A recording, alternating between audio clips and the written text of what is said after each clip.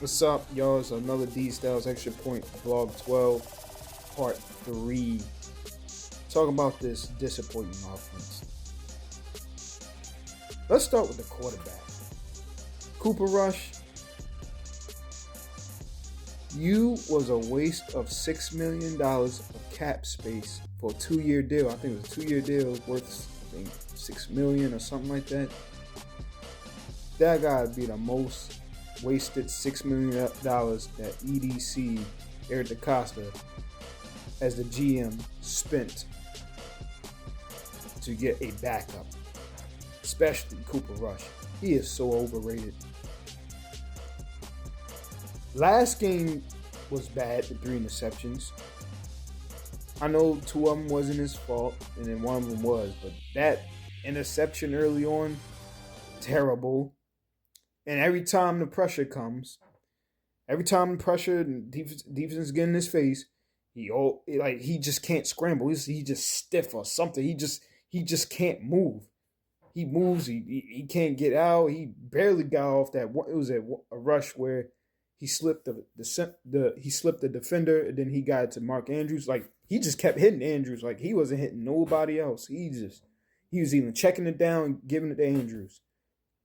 Like, Cooper Rush is just, we should have never had him as a backup. And moving on, he should not be our backup quarterback at all. I don't give 2 shits about his stats. That performance last week and this week was just nasty work. It was just nasty. It was terrible. It's like, you can't even score. You can't even throw a touchdown. Like, yo, like you can't even scramble. Our offense just don't fit him. We should have never signed him. We better off we got even Jameis Winston for all that. Jameis Winston, hell, even Joe Flacco. Even though he's stationary too and he's older, he wouldn't play like, what's his name? Cooper Rush is just overrated, man. We should never sign him as a backup. Ever. Should never sign him as backup. In training camp, I was giving him the benefit of the doubt. Like, oh, because he was doing that in training camp. And then I was like, yeah, maybe he's just, trying to learn the system. Nah, he just don't fit our system. Really overrated. He's not all that good. I think when he was with Dallas, what really helped them was their system, and he had CD Lamb, which is like a top 5 receiver. But other than that, nah, he ain't it at all. And then let's go to this line. This offensive line, especially the middle, sucks. It makes Linderbaum. I know people been getting on Tyler Linderbaum about his blocking, and when he pulls, he been tripping over other people's feet like he did last week. And I understand with the snaps, he got to get better at that, but he did pretty good today. But them guards next to him makes him look even worse. Voorhees on the left, and then you got Daniel Falele, a.k.a. Falala, just looked terrible. Voorhees looked decent at times pulling, but Andrew he looked decent at times, but he's still not it. And then who's even worse is just Daniel Falele. Well, his actual name is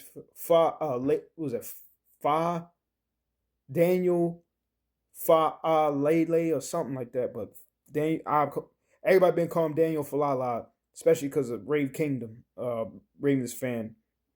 I've seen him on TikTok and Twitter and stuff. He just been calling him Falala because he really plays like Falala.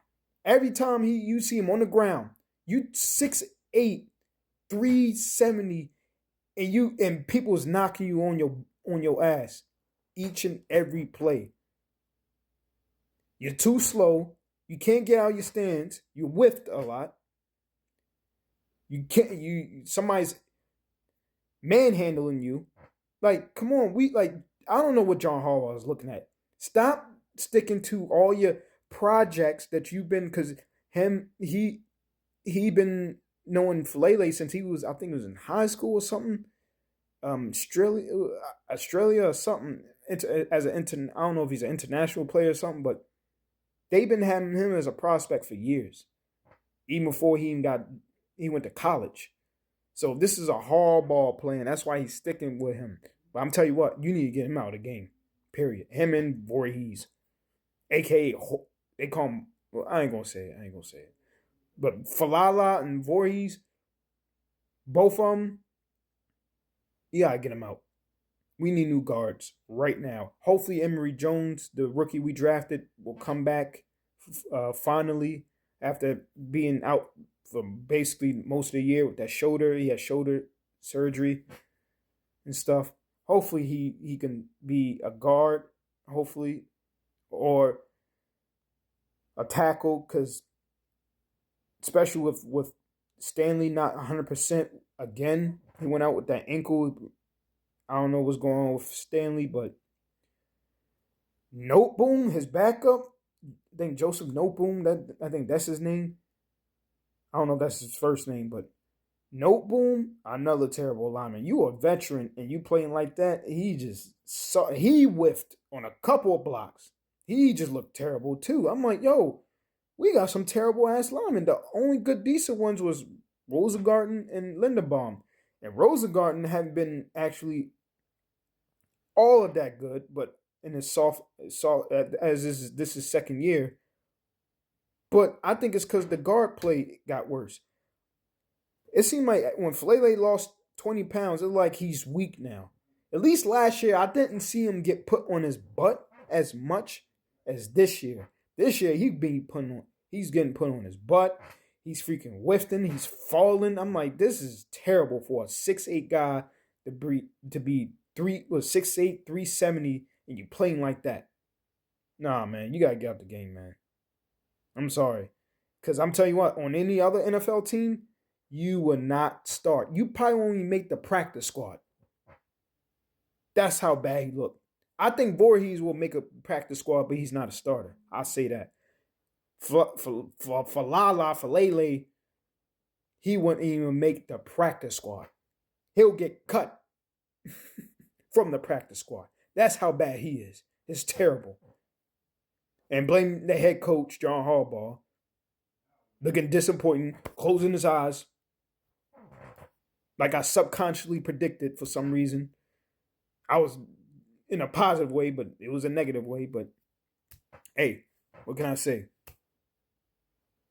Other than that, the good thing, and also Zay Flowers with the fumble. I don't blame Zay Flowers. It happens. He's trying to make the first fumble. He's trying to make something happen.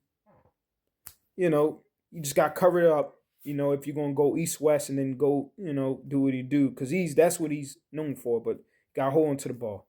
And then the second one, people want to blame him because he was keeping his eye on the defender as he was coming around on that jet. Was it like a jet sweep? I don't even blame him on that. I'll blame Cooper Rush. He should have handed him the ball more cleanly. He used to Lamar probably handing him the ball a certain way where he can maybe can take a peek at the defender. He could just put it right here. Cooper Rush ain't used to doing that. The offense don't fit him. So I don't even blame Zay. Andrews had a decent game. He had a couple catches. And then you got freaking then Hopkins, I think he had he had 2 penalties. I think he caused 2 penalties. He played very good. No, not very good, but he did a little few things. And then Derrick Henry played great. It's just our offensive line is so bad, we can't get it in the end zone. Running with Derrick Henry, doing the freaking tush push. Tried twice with Andrews. Couldn't budge. One yard, couldn't get past the goal line. And then we called it again, running to Derrick Henry and